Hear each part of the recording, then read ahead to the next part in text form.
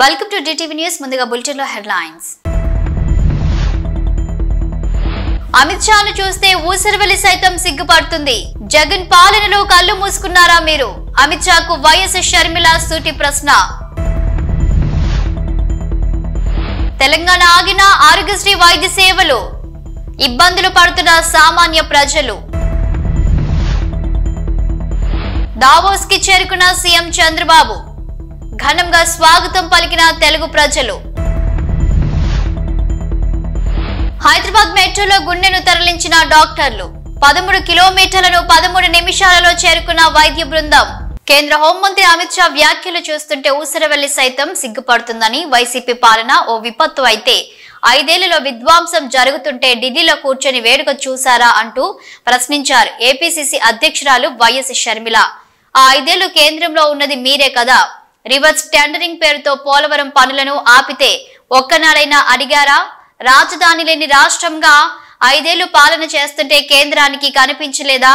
ఇష్టరాజ్యంగా 10 లక్షల కోట్ల రూపాయలు అప్పులు చేస్తుంటే విధ్వంసం జరుగుతున్నట్లు అనిపించలేదా? సొంత బాబాయ్ హత్య కేసులో ఢిల్లీ స్థాయిలో న్యాయం కోసం పోరాటం చేస్తుంటే కేంద్ర హోంశాఖ మంత్రిగా మౌనంగా ఎందుకున్నారు? భారీ స్థాయిలో అవినీతి జరుగుతుంటే ఒక్కటైనా బయట పెట్టారా? 5 ఏళ్ల పాటు జగన్ మీకు దత్తపుత్రుడు, ఆడించినట్లు ఆడే తోలుబొమ్మ. పార్లమెంటులో మీ బిల్లులకు మద్దతు పలికే రబ్బర్ స్టాంప్. రాష్ట్రంలో సహజ వనరులను మోదానికి దోచిపెట్టే ఏజెంట్. మీ ఇష్ట రాజ్యంగా 5 ఏళ్లు వైసీపీని వాడుకొని రాష్ట్ర సంపదను దోచుకొని ఇప్పుడు విధ్వంసం జరిగిందని ముసలి కన్నీరు కాచితే నమ్మే అమాయకులు రాష్ట్ర ప్రజలు కారని అన్నారు వైఎస్ షర్మిల.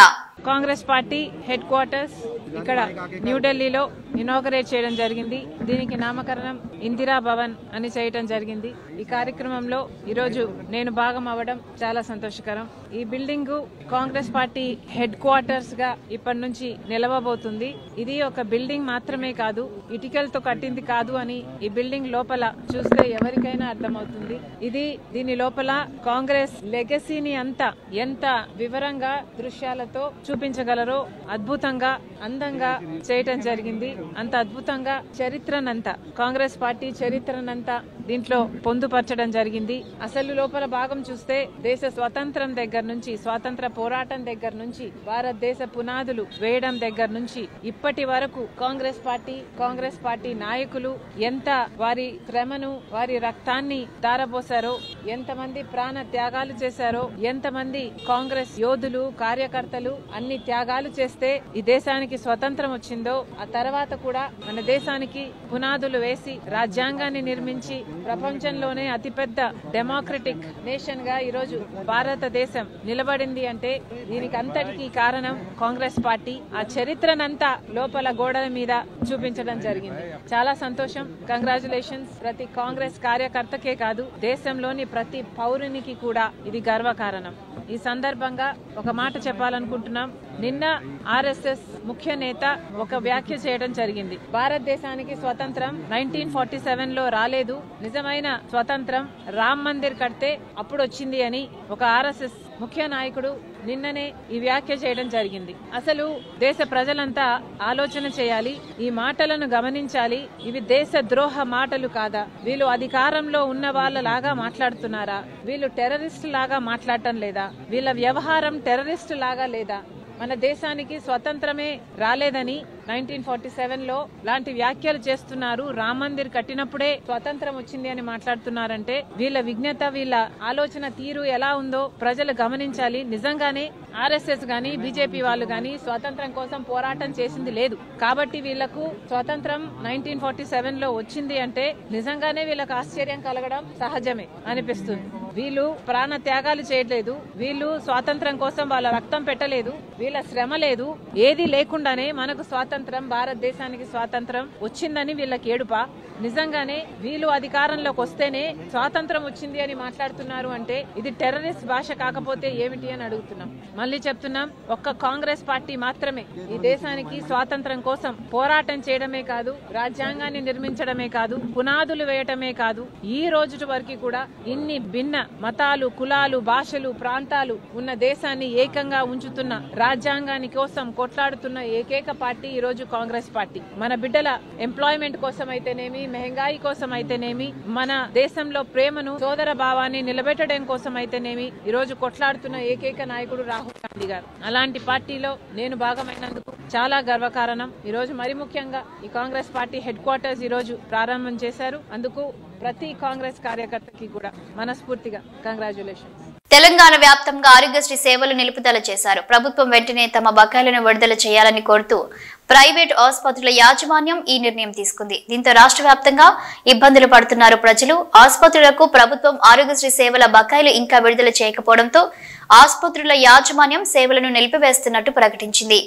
ఆరోగ్యశ్రీ సేవలు నిలిచిపోవడంతో ఆసుపత్రుల వద్ద అవస్థలు పడుతున్నారు సామాన్య ప్రజలు.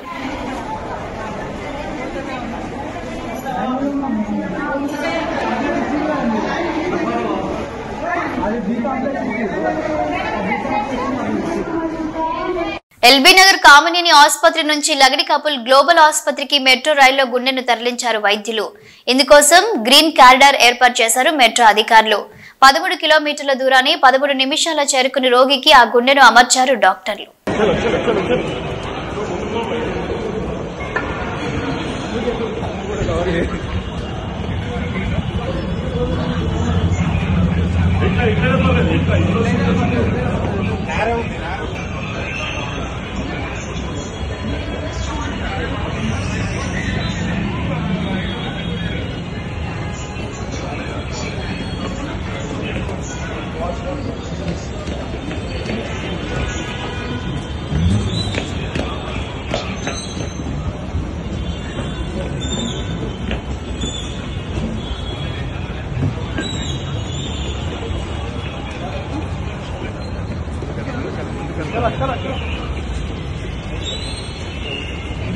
నడుచుకుంటూ వెళ్ళిపోవాలి.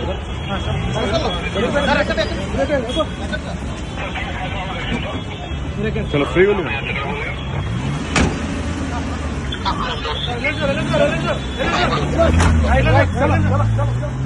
దావోస్ లో జరుగుతున్న వరల్డ్ ఎకనామిక్ ఫోరం సదస్సులో పాల్గొనేందుకు జురీచ్ చేరుకున్నారు ఆంధ్రప్రదేశ్ ముఖ్యమంత్రి నారా చంద్రబాబు నాయుడు. ఆయనతో పాటుగా మంత్రులు మరియు అధికారుల బృందానికి జూరిచ్ ఎయిర్పోర్ట్ లో ఘన స్వాగతం పలికారు అక్కడి తెలుగువారు. చంద్రబాబుతో కరచాలనం చేయడానికి అక్కడి వారు ఎగబడ్డారు.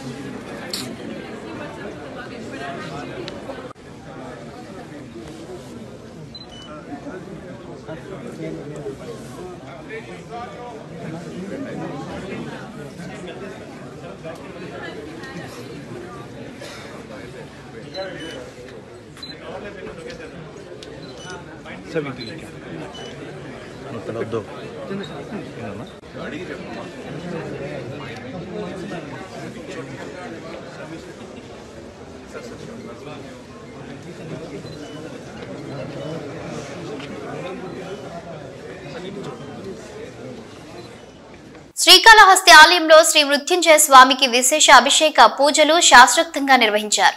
వాయులింగేశ్వరుని సన్నిధిలో రాహుకేతు సర్పదోష నివారణ పూజలు, శనేశ్వర అభిషేకాలు నిర్వహించారు. వివిధ రకాల ఆర్జిత సేవల్లో భక్తులు పాల్గొన్నారు.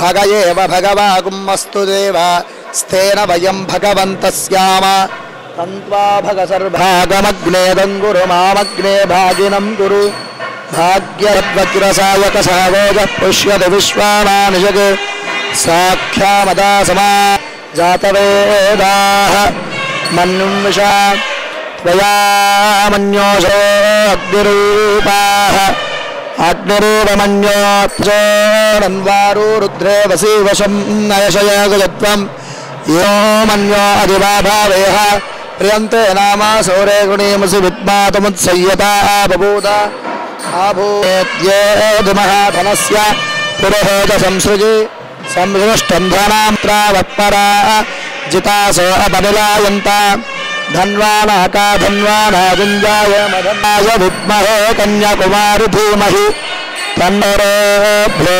ఘోరఘోరతరేభ్యః సర్వేభ్యః సర్వసర్వేభ్యో నమస్తే సావనమక్కలవికరణాయ నమో బలవికరణాయ నమో బలాయ నమో బలప్రమథనాద్ ఏతే సహస్రమేదం పాశ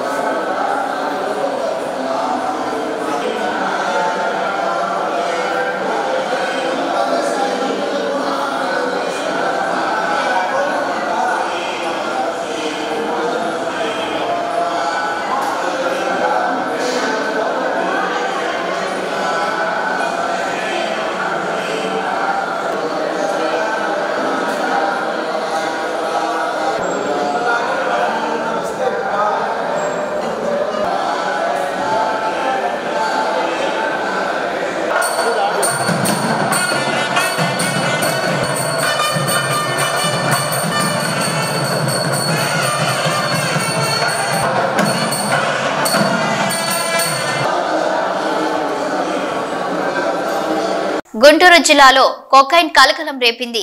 8.5 గ్రాముల కొకైన్ ను సీజ్ చేశారు ఎక్సైజ్ శాఖ గుంటూరు పోలీసులు. గుంటూరు శ్యామల నగర్ వద్ద 3 వ్యక్తులను అదుపులోకి తీసుకుని విచారించగా కొకైన్ విషయం బయటపడింది. రాష్ట్రంలో తొలి కొకైన్ కేసుగా నమోదు చేశారు పోలీసులు. గుంటూరు నగరంలో 1 గ్రామ్ కొకైన్ 6,000 నుంచి 3,000 రూపాయల వరకు అమ్మకాలు జరుగుతున్నాయని తెలుస్తోంది. నల్ల చెరువుకు చెందిన 3 వ్యక్తులు ఇటువంటి మాదక ద్రవ్యాలను నగరంలో అమ్మకాలు చేస్తున్నారని గుర్తించారు పోలీసులు. 7 ప్యాకెట్లలో ఉన్నటువంటి 8.5 గ్రాముల కొకైన్ ను సీజ్ చేశారు ఎక్సైజ్ పోలీసులు. చెన్నైకి చెందిన శ్రీ వర్ధమాన్ జైన్ టీటీడీ ట్రస్టులకు 6 కోట్లు విరాళంగా అందించారు. తిరుమల ఆలయంలోని రంగనాయకుల మండపంలో ఆయన ఎస్వీబీసీ కోసం 5 కోట్లు, ఎస్వీ గో సంరక్షణ ట్రస్ట్ కోసం 1 కోటి విలువైన డీడీలను టీటీడీ అదనపు ఈవో సిహెచ్ వెంకయ్య చౌదరికి అందజేశారు. టీటీడీ ట్రస్టులకు గతంలో దాత అనేక మార్లు విరాళాలు అందజేశారు శ్రీ వర్ధమాన్ జైన్.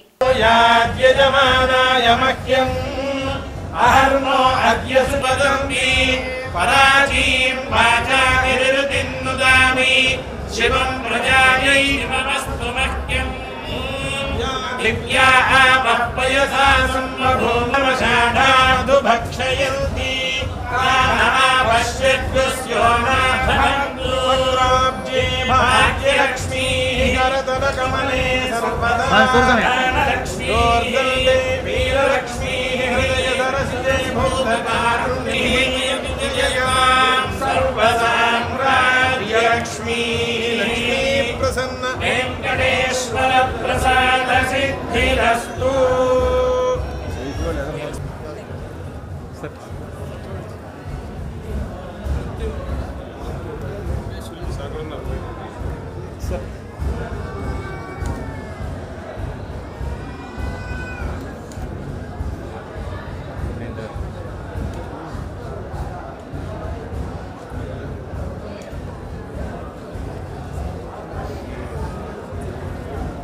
మహాకుంభమేళాలో అగ్ని ప్రమాదం చోటు చేసుకుంది. ఉత్తరప్రదేశ్ లోని ప్రయాగ్రాజ్ లో జరుగుతున్న మహాకుంభమేళాలో భారీ అగ్ని ప్రమాదం జరిగింది.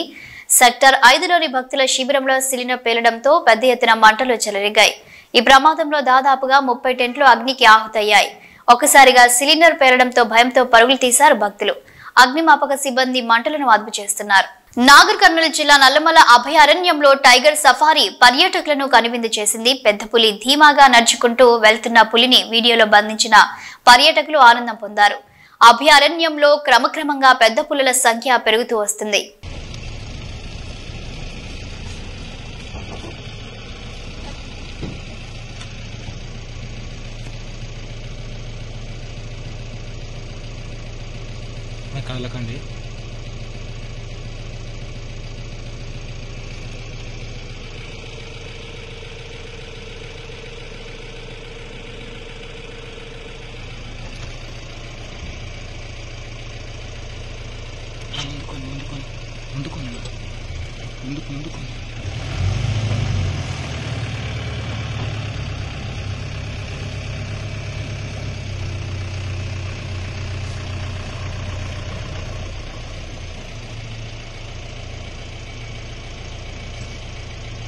పెట్రోల్ ట్యాంకర్ పేలి 70 మంది మృతి చెందిన ఘటన ఉత్తర మధ్య నైజర్ రాష్ట్రంలోని సులేజా ప్రాంతంలో చోటు చేసుకుంది. కొంతమంది జనరేటర్ ఉపయోగించి ఓ ట్యాంకర్ నుంచి మరో ట్యాంకర్లోకి పెట్రోల్ ను పంపు చేస్తున్న క్రమంలో ఒక్కసారిగా మంటలు చెలరేగి పెట్రోల్ ట్యాంకర్ పేలడంతో 70 మంది మృత్యువాత పడ్డారు.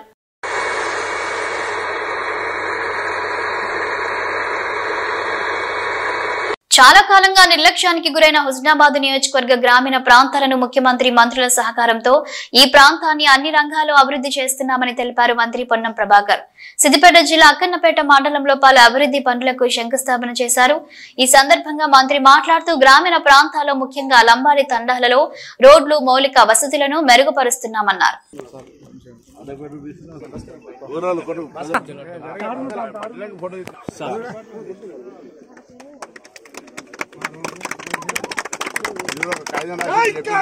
పెద్దలందరికీ నమస్కారం.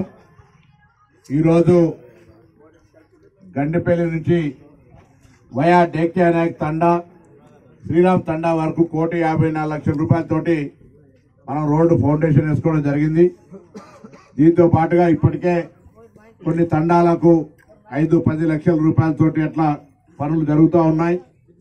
ఈరోజు ఈ గిరిజన తండాలల్లా 7 కోట్ల రూపాయలతోటి మనం ఇలా ఫౌండేషన్ చేసుకున్నాం. 7 కోట్ల రూపాయలు ఇవాళ మొత్తం ఇప్పటికీ గిరిజన తండాలకు సంబంధించి 43 కోట్ల రూపాయలని శాంక్షన్ చేసుకున్నాం. మళ్ళీ ఇంకా అదనంగా 35 కోట్ల రూపాయల ప్రతిపాదనలు తొందరలో తీసుకొచ్చే విధంగా కార్యాచరణ తీసుకుంటా ఉన్నా.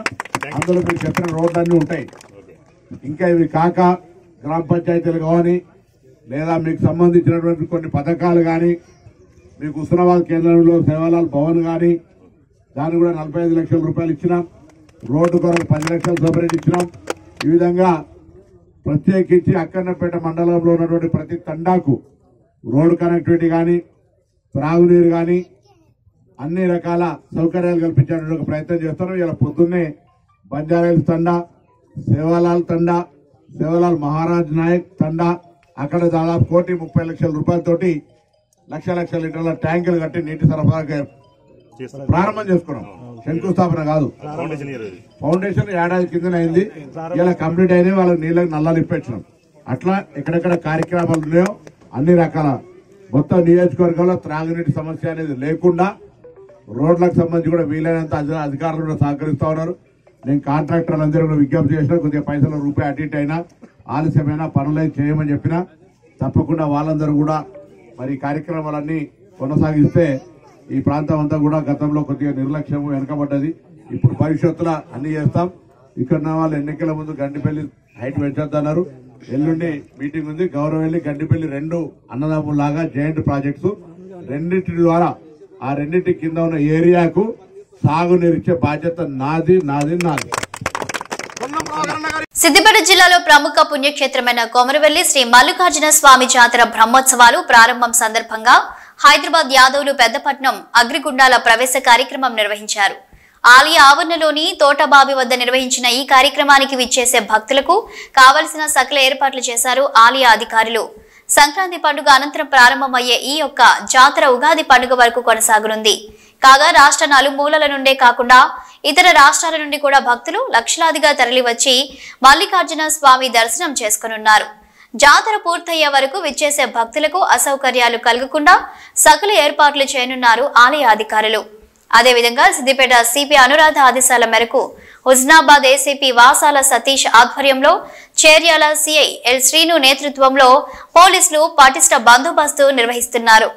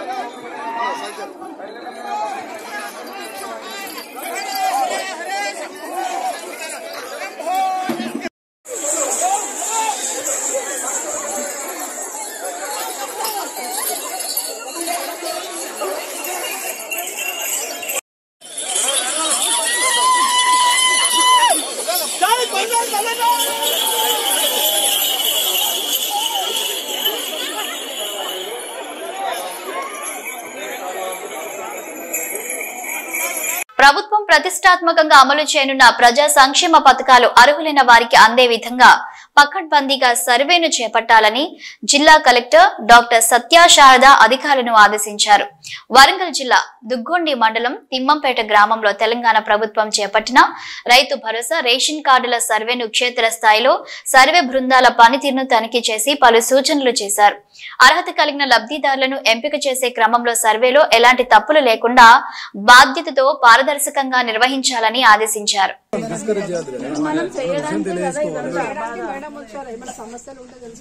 ఇప్పుడు మీకు సమస్య ఉంది కరెక్టే కాదు అనేది మీ థాట్, కానీ మేము అయ్యేటట్టు చేసేదానికి ఇంతమంది ఇప్పుడు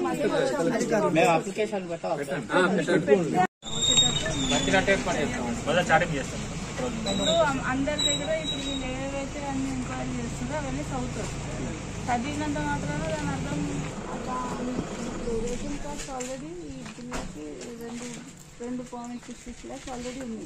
అవి కాకుండా ఇప్పుడు వచ్చినాయి 12,000 నిన్న వచ్చినాయి, అది 34,000 వచ్చినాయి. అవి వెరిఫై చేస్తారు. మీకు ఆల్రెడీ ఇంటికాడ ఒక కార్డు ఉంటుంది, అది కాకుండా ఇవి ఇంకా ఉంటారు మన వాళ్ళు ఇంత చేసి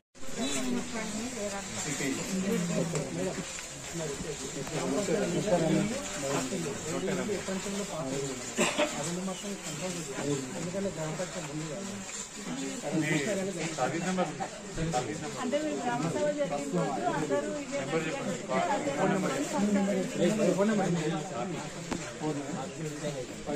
ఇప్పుడు అదర్వైజ్ ఇక్కడ ఒక మోడల్ ఇల్లు కట్టమని అయితే మేము ఇచ్చినాం. ఇక్కడ మీకు ఇందిరమ్మ ఇల్లు ఒకటి ఇప్పుడు కడతారు, ఇదే కదా ఎంపీడీ వాళ్ళు గ్రామ పంచాయతీ మండల ఆఫీస్ లో అవుతుంది. ఆ తర్వాత ఏఈ హౌసింగ్ వెళ్ళి ముట్టుతారు ఆఫీస్. అక్రమంగా కబీలాలకు తరలిస్తున్న 34 గోవులను బజరంగ్ దళ్ శ్రేణులు పట్టుకున్నారు.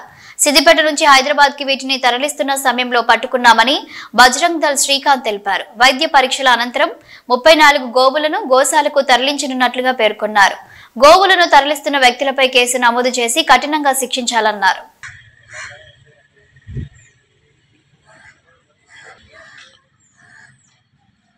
ములుగుల అనుమానాస్పదంగా వచ్చిన వెహికల్ ను ఆపగా వాళ్ళు డ్రైవరు పారిపోవడం జరిగింది.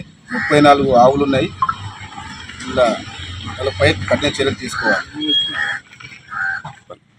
అక్రమంగా తరలిస్తారు, అవి కటింగ్కి పోతున్నాయని చాలా బాగా తెలుసుకొని గోశాలకు